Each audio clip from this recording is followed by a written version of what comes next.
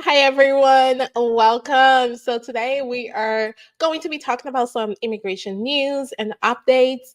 And if you have questions and you're joining me, go ahead and put them in the comments.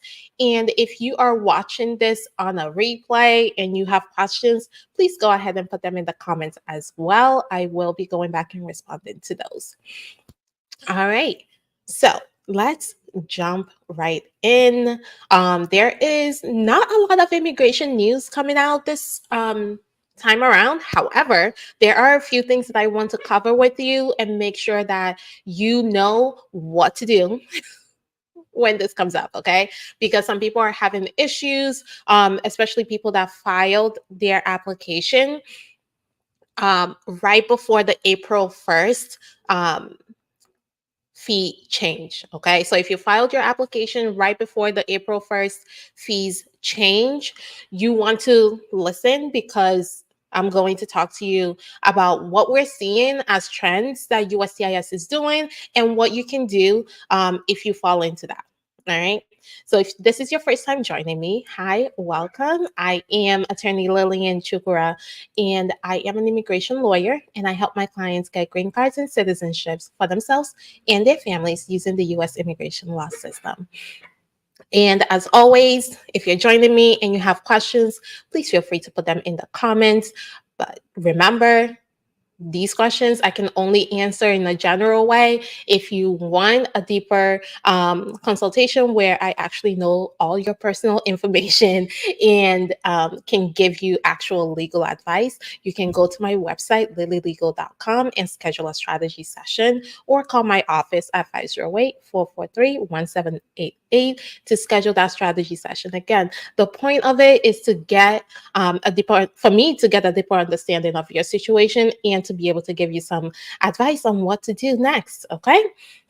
So let's jump right in. And I'm going to start with what I just talked about. So the fee change happened on April 1st. We are now well in May, right? And we are seeing that people are having issues.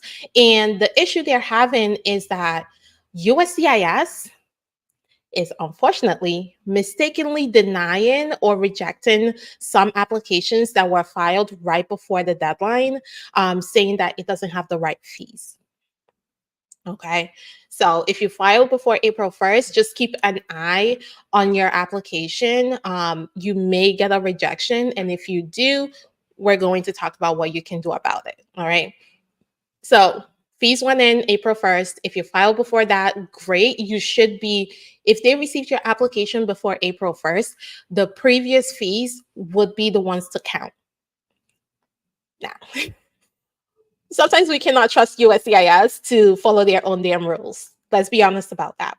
So, what they have been doing and what we have been seeing is that they would reject an application and then we have to follow up with them and basically say, hey, you received this on time. The previous fees apply. So go ahead and accept it and accept the fee because you made a mistake, right? If USCIS received it on time and you can prove that they received your application on time and they still rejected it because of the fees being wrong, you can literally reach out to them and say, hey, y'all made a mistake here. This was received on time. And there's two ways to do that. There's a lockbox email. So usually when they reject your application, there's a green sheet right on top, and there's a lockbox email that you can actually email. Typically within 30 days, they will respond back and either tell you to send the application back or they may make an argument for why they did the right thing. Okay. But if you can prove that you sent it in on time and it was delivered on time, that's the other part as well. Then, if you can prove those two things, you can email the lockbox with your application information and the proof that you did send it in on time, and they should be able to fix that for you. Typically, the fix would be them sending you an email saying, hey, you're right, we're wrong. go ahead and follow these instructions to send it back. And part of those instructions is usually to print out that email saying that they're wrong, and include that with your packet so that you pay the right fees. So it's really important that if you fall into that category, if you end up with a rejection for the fees being wrong, and you sent it in on time, do not just pay the new fees. Go ahead and reach out to USCIS through the lockbox, and they will be able to fix that. Okay. You can also, if you're also in that situation and you don't want to deal with it, go ahead and reach out to me, and we'll be able to help you with that process as well. Okay. All right. Ooh, so we have a comment. Hey Reyes. Okay. Your husband just did his biometrics today. Yay, that's the first step. That's one thing I tell people all the time. When you get that biometrics notice, that is literally the first step, because they can't approve your work authorization or your green card unless you do that biometrics. The only thing they can approve is like an I-130, because that does not need the biometrics. But if you want a work permit, if you want a green card, that getting that biometrics notice is the most important step, because that means once they get it, they can actually be able to approve your case. So congrats. All right, so I have a question from Instagram. My question is, how long do you have to wait before a spouse files for you after marriage? And also, is it ideal to disclose your Oh, okay. And also, is it ideal to disclose you worked undocumented in the course of filing? Thank you. Okay. So those are two questions. And thank you for asking that question, because it really matters. When it comes to how long do you have to wait, you don't have to wait. Okay. I tell people this all the time. You don't have to wait. I've had cases where people got married today and we were filing their application tomorrow because we had the marriage certificate ready to go. All right. So it's really, USCIS doesn't care how long you've been married before you start the process. They care about your relationship, right? Can you prove your relationship? And if you can prove your relationship, that is enough for them. So even though the marriage is only, let's say, a month old, right? You can still prove your relationship. And yes, someone is going to say, but we don't have a bank statements, we don't have tax returns together, you know, we haven't updated our lease. Okay, guess what? When you send in your application, USCIS is not going to approve it right away. Okay, you still have time to get all those things, to start commingling your finances, to start building your life together as a married couple. You still have time for that, but you will have your application pending, which probably means you're going to get a work authorization faster than waiting to have all these documentation and then file. Okay, and most likely you may get an interview. And if you have an interview, that's also an opportunity for you to prove your relationship. So all of these things matter. It's not just, how long have you been married? It's about what documentation can you show to USCIS to prove that your relationship is real. Not, people can be married for 10 years, separated for the whole time, never lived together. USCIS is not going to approve that. But people that are only married for 1 month when they file, but they have all these documentation together showing their relationship, or they have text messages, pictures, things like that, social media posts, those people may get their applications approved faster than someone that's been married for 10 years but have zero documentation of that relationship. All right.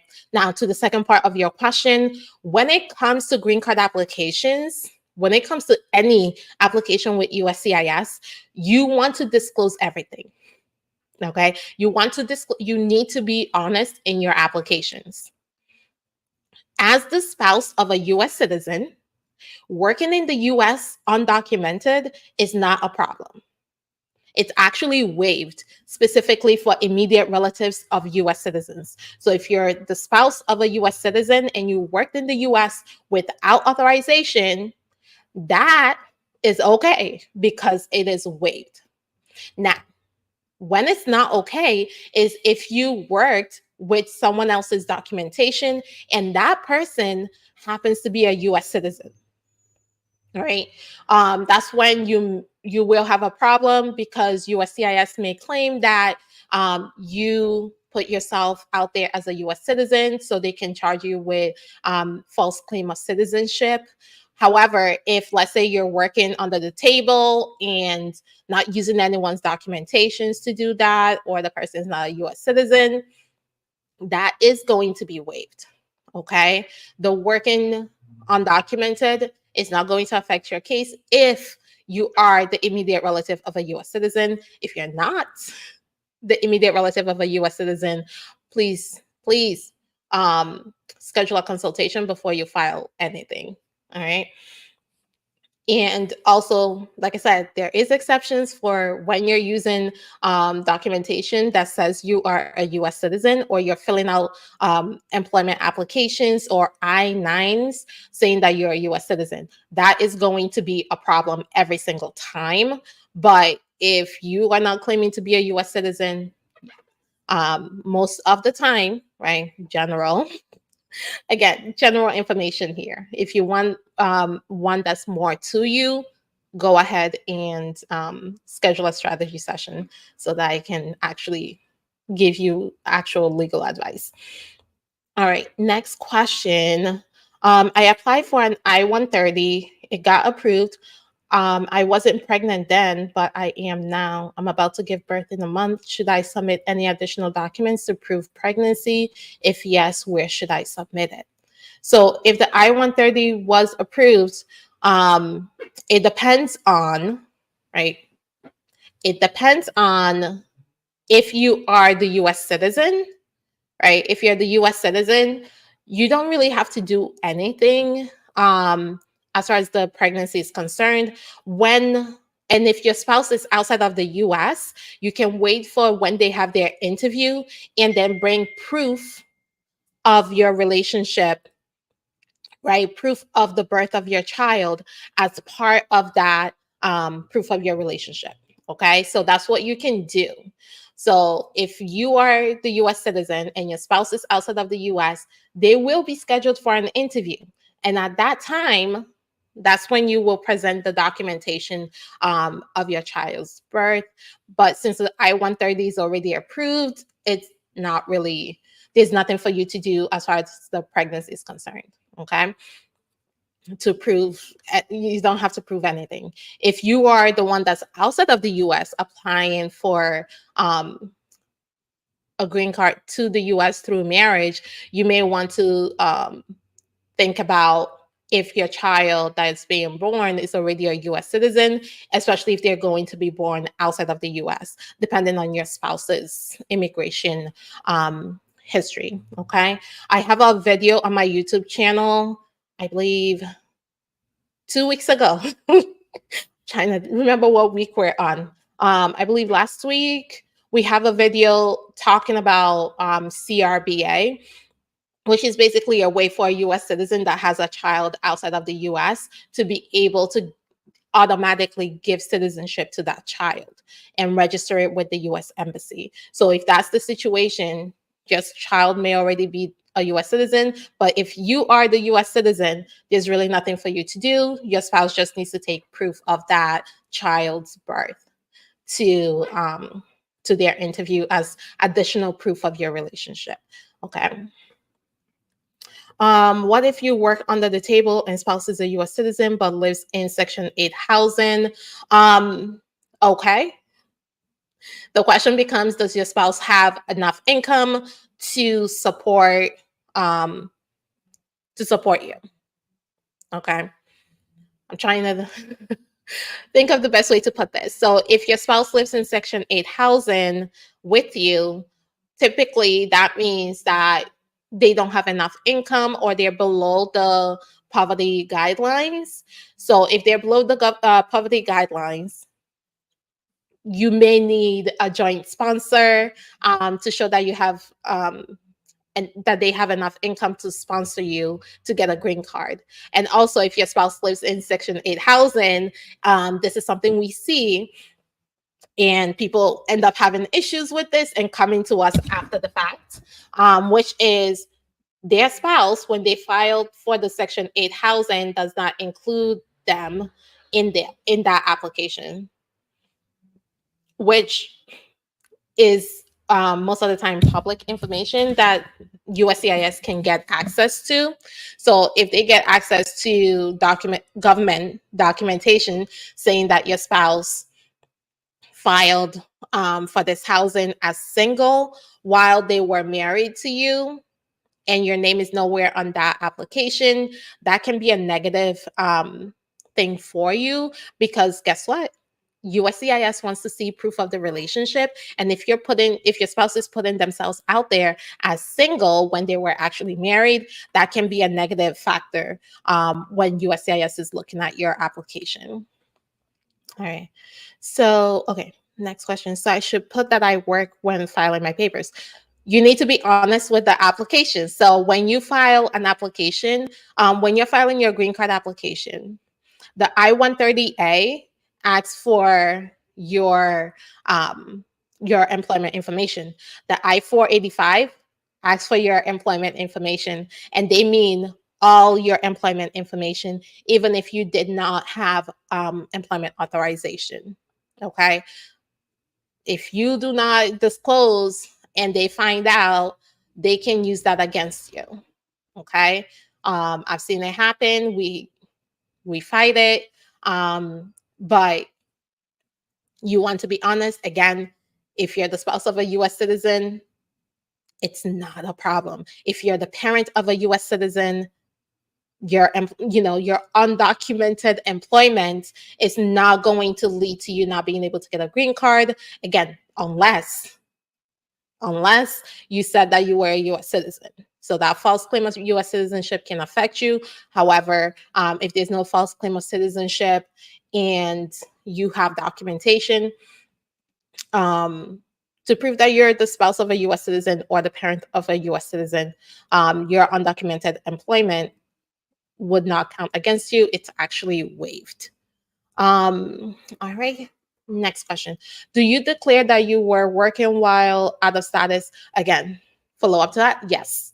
So you declare on your green card application, on your I-130A, anytime that you have worked and where you have worked, because it asks for all employment for the past 5 years. It does not say all employment for the past 5 years that you had legal authorization to work. Okay, there's no caveats to that. It says all 5 years. Where have you worked? Just like where have you lived for the past 5 years? It means everywhere that you have ever lived, even if it was just for 1 month. Okay. So it's really, really important that when you're filling out USCIS applications, that you are filling it out as completely and honestly as possible, because guess what? If an officer catches you in a lie, that can derail the entire green card process. And especially when it's for something that doesn't actually matter or something that wouldn't actually make a difference. You don't want to do that. Okay.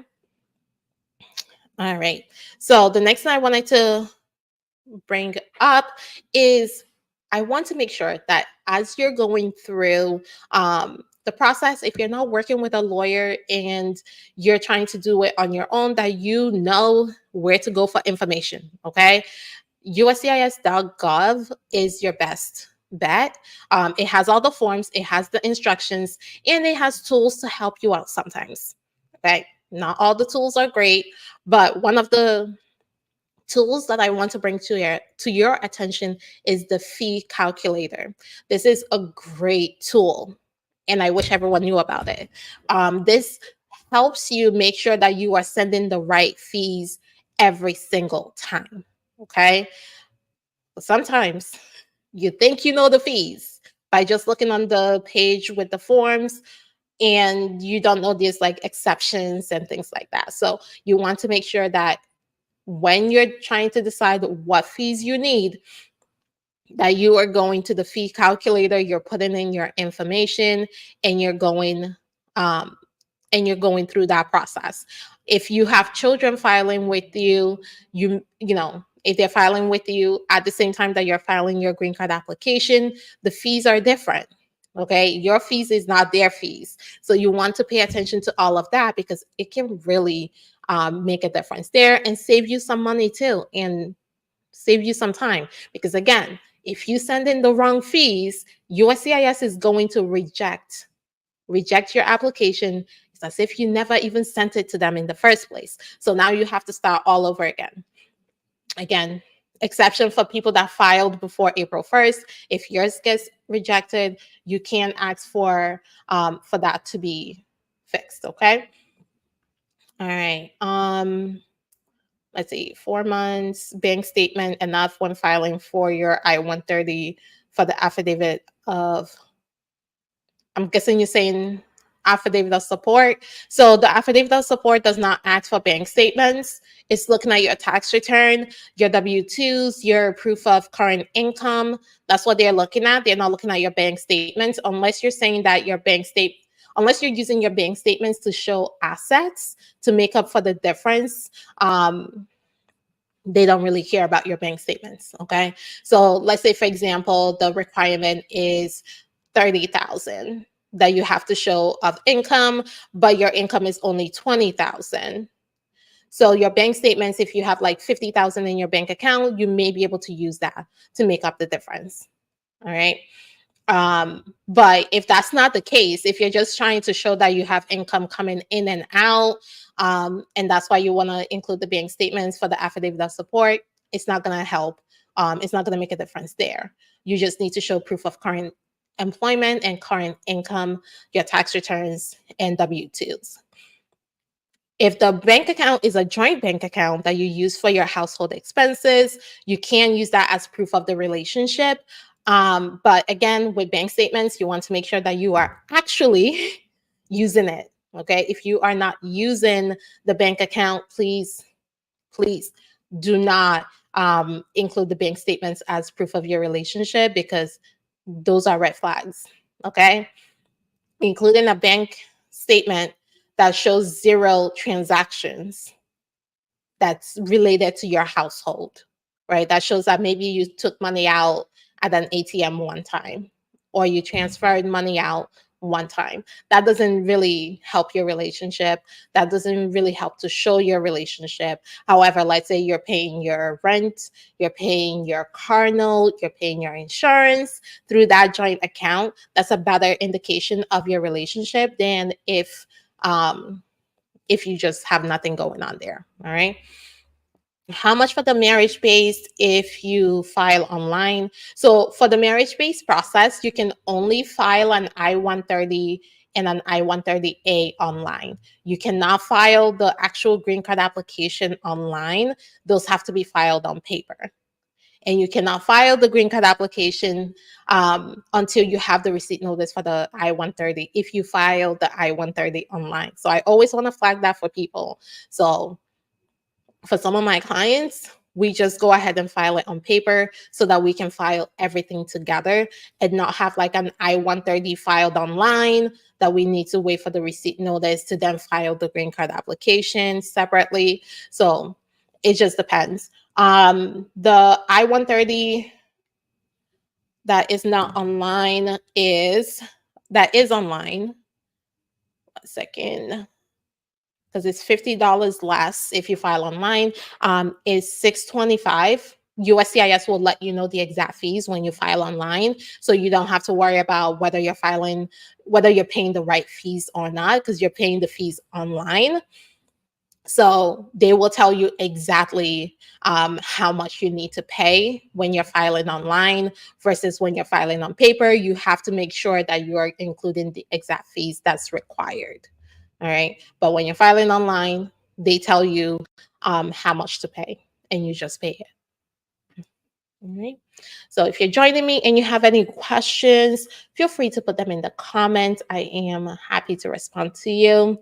Um, and while we're waiting for that, I do want to let people know, if you are from Ethiopia and you have been in the US on or before April 11, 2024, you qualify for TPS and you should be filing for TPS. Okay. If you do not have any other status in the US, go ahead, file for TPS. It was extended and redesignated. That means that the people that already have TPS for Ethiopia can actually re register, and then the people that never had TPS before can now register. So that's why it's so important when the State Department not only, right, it's so important when they not only extend a TPS, but they also redesignate the country, because that means new people that come in before that announcement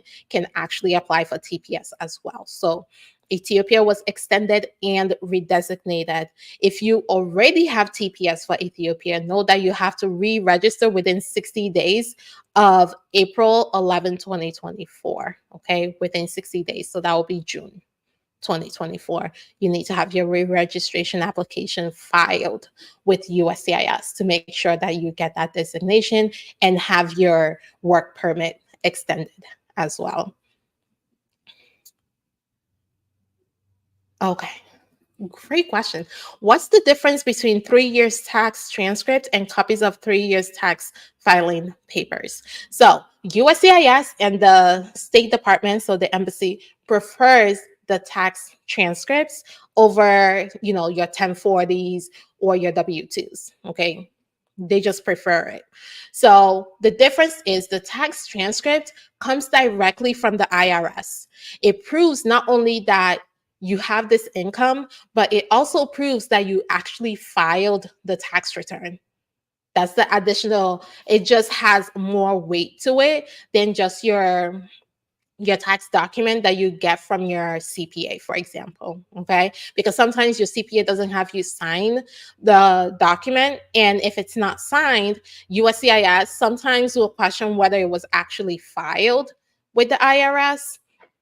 So that's why we say, if you're going to send in your 1040, also include the W-2s to show that the numbers line up.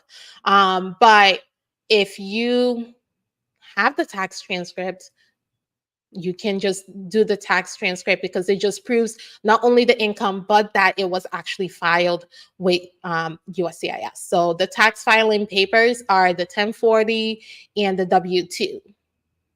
Right? And then the transcript is a literal transcript from the IRS saying your income, everything, with your name, with your social, saying that they actually did receive your tax filing, and that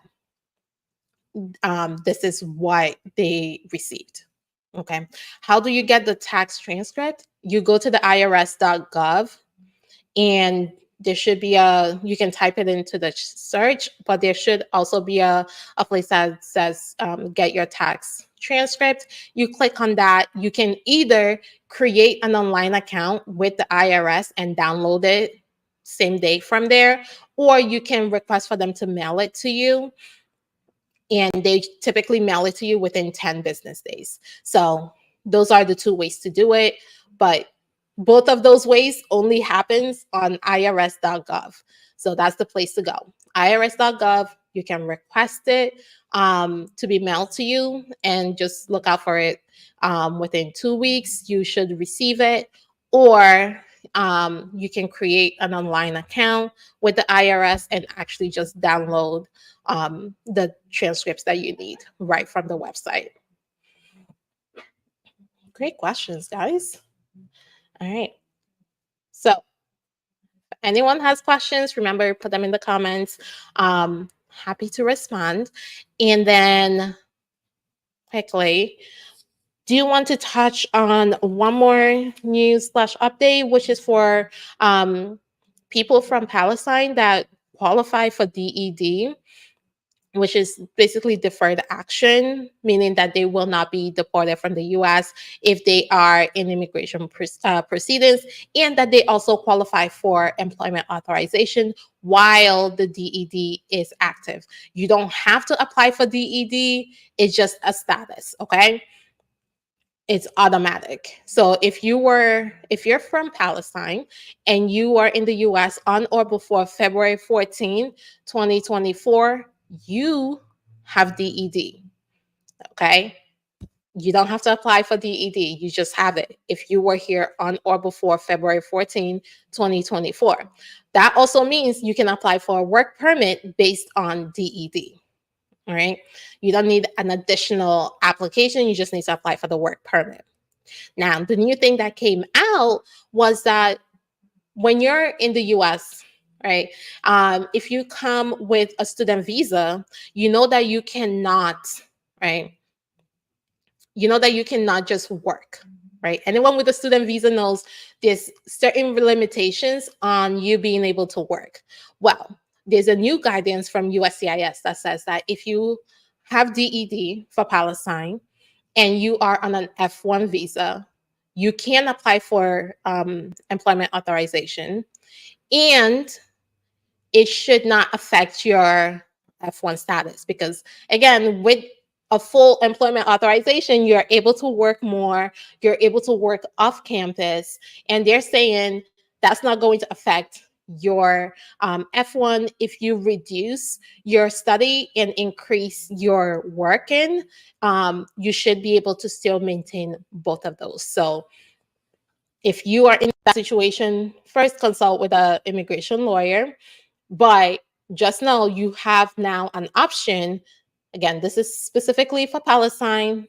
It should be for everyone that's on the DED, but the guidance was specifically for Palestinians in the US under F1 status that also qualify for DED. You can apply for that. All right. All right. So, question here. All right. So, let's start. When is it advisable to file after getting married? When you feel ready. There's no time frame. I'm sorry. I know you want like after 6 months or after 1 year. I can't give you that, okay? When you feel ready. The only thing that I will point out to you is if your application is approved before you've been married for 2 years, you're going to get a conditional residency, a 2-year green card, which means that after 2 years, you'll need to apply with your spouse to remove that condition. So if you rather just go for the 10-year, then you may want to wait a lot longer before you file. So that's the only thing there. But as far as like whenever you feel ready, unless you're trying to get the 10-year right out the gate, then you want to wait for as long as possible to make sure, because right now they're approving green card applications through marriage within like less than a year. We've had some approved in like 6 months or less. So we've been seeing some approved in a month. Okay, so you want to pay attention to that as well, if that's something you want to go for.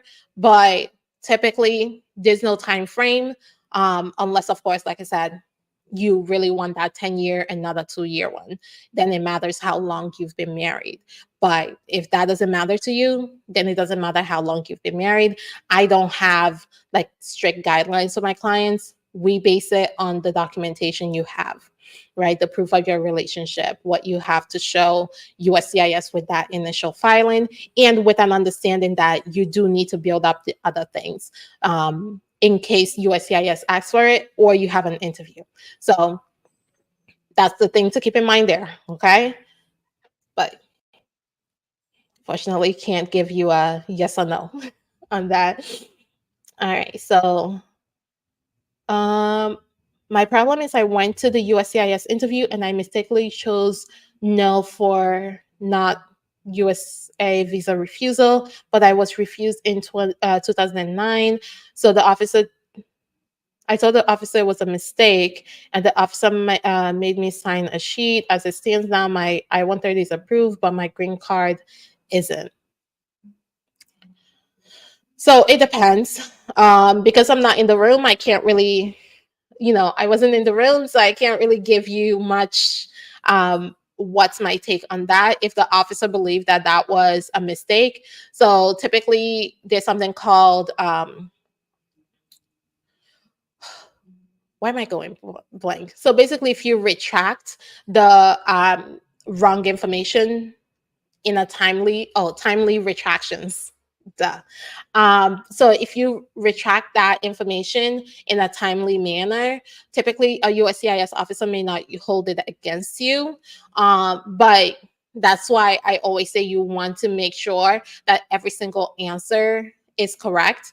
And if it's not, when you get to by the time you get to the interview, be ready to make that clear to the officer before. Like for my clients, when we know that something is wrong, I already have either a new form filled out or I have a sheet of the information that needs to be corrected. And I am telling the officer that before they even start, so that they know timely retraction. And sometimes it may not be a problem, right? So if you had a visa refusal and then you were subsequently approved a visa, it may not be a problem as long as like everything matches and they did do a background check and everything else. So most of the time, the officer already knows that there was a refusal before you even come into the room. They already searched your immigration files. They already know if there's any records for you. So they already know that. They just want to know if you're going to, in the interview, tell them about that visa refusal. We've had that happen. I will let you know that. We've had it happen, and we were able to get that fixed at the interview, and the officer was able to approve it. But again, it just depends on what was said by the officer, what was said by you, and how the officer took in that information. Okay. Um, so, and sometimes they do take a little longer to approve a green card application because, again, you are asking. So, an I-130 just says this marriage is real, right? It doesn't give you any benefits other than saying that your marriage is real and now you can apply for a green card. A green card gives you authorization to live in the US permanently, authorization to work, and travel in and out of the US, right? So that is a higher standard that you have to meet for that. So when it comes to that, the officer may need to do some research to make sure that that denial, right, that refusal is not based on something that will then end up them having to refuse the green card as well. Okay. So they do have to do that research. But that doesn't mean that they're not going to approve it. It's just they're going to do their research because they know once they approve the green card, you're going to move on with your life, right? And also know that the officer can get audited by their supervisor. So sometimes the officer needs the supervisor's approval in order to actually approve your case. And sometimes after the officer has already approved the case, the supervisor may come back and audit the file to make sure that everything was done correctly. And in those situations, it just may take some time. Okay. If it's been more than, typically for us, if it's been more than 90 days since the interview, we reach out. Right. We reach out to USCIS and see what's going on there. But if your case is still within the normal processing time, they don't do nothing. They do not do anything if your case is still within the normal processing time, even if it's post interview. All right. Do you think text transcript is necessary or a part of the requirement for N400 interview? So for the N400, they really want to know, they only care. I've only had officers care in one situation, which is if you have any tax owed to the government. All right. If you have taxes owed, you want to make sure that you have either a plan to pay it off, like a payment plan with the IRS, then you can print that out and take with you. But if you don't have anything due or owed to the IRS, they really don't pay too much attention to that, unless the only time they care, and that I always make my clients print out their tax returns for an N400 interview, is if you have been out of the US for 6 months or more at any point in time. So if at some point within the past 5 years that that time period before you filed your citizenship application, if you have been outside of the US for 6 months or more, but less than a year, I always have my clients go with a tax transcript or tax return to show that they maintain residency in the US. But outside of that, um, it's really just about whether whether you owe taxes and if you have a payment structure ready to go with the IRS. All right. All right, guys, that's all the questions that I see. If you have any more questions or you're watching this on the replay, please go ahead and put them in the comments. I do go back and answer those questions because, again, it's just important for me to make sure you're getting the right information and having your questions answered. And if you are in a situation where you're getting general information on this live, I'm not deep diving into anyone's particular situation, and you want more information, you want to give me more detail so that I can actually give you legal advice, well, you can do that by going to my website, lilylegal.com, and scheduling a strategy session with me. That will give me an opportunity to actually get to know you, get to know your immigration situation, and talk about the best ways for me to help you. Okay. That's what that is for. Or you can come my office at 508-443-1788 to schedule that as well. One thing I wanted to cover, because someone I got this in an email and he said that I can answer it on the live. When you file the parole program, the I-134A, and the person gets here to the US, right? When the person gets here to the US, you want to make sure that, with their parole, they can apply for work authorization and they can start working. What's your responsibility for them is to make sure that they don't end up needing public assistance. That's really why you're their sponsor, right? Is to show that they're not going to need public assistance, but if they're working and they're taking care of themselves, you don't really have an obligation to support them as long as they have a way of supporting themselves. So when you're thinking about sponsoring someone, think about, is this someone that will be able to work? And am I going to have to provide for them? Right? Am I going to have to give them a place to stay for a few months until they land a job and they're able to pay for their own way? So think about all those things. So that may be the responsibility there. But once they are working, there's not a lot of financial responsibility that you have to think about. All right. So, okay, current processing time for VAWA cases is right now it's about 3.5 years. Right? Just for the VAWA itself, not for the green card, because the VAWA has to be approved before you get to the green card. So VAWA cases, current processing time is about 3.5 years, 3.5 to 4 years right now. How much for marriage-based green card when filing online? So you cannot file the green card application online.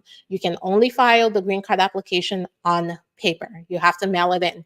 The I-130 can be filed online, and the fee for that is $625 to USCIS.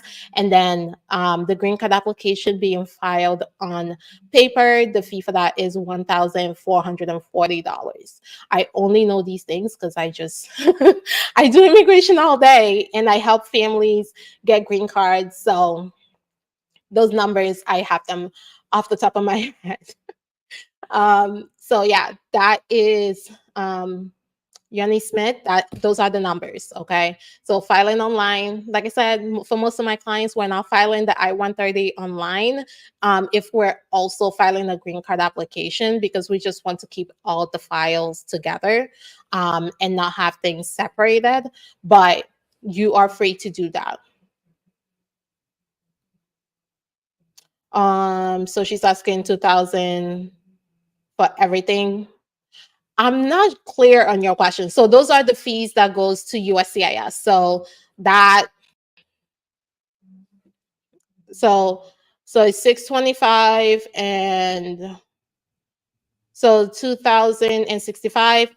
That is only for the I-130 and the I-485. If you want a work authorization, you need to add a $260 to that. If you want a travel permit, you need to add like 600 and something to that. Okay. So just want to put that out there. And those are the fees that goes to USCIS. All right. All right. So I do not see any other questions. Feel free to put them in the comments before I end this live. If I'll give you a minute to ask any questions you may have. Okay. Question. Can you file I-130 online for a beneficiary facing a consular processing? Yes. Yes, that's when I recommend filing online, actually. So if you know the person is going to consular process, meaning they're going to file for the visa from outside of the US, filing the I-130 online is great, right? Because not only are you paying $50 less, you just have everything in one place. You can log in and get all of that. So in those situations, yes, you can file the I-130 online. No matter the situation, right? Whether you're also filing a green card in the US or the person is consular processing, you can file the I-130 online. All right. I just want to make that clear. No matter the situation, you can file the I-130 online. But I definitely recommend it when you're consular processing. You get to save some money too. All right.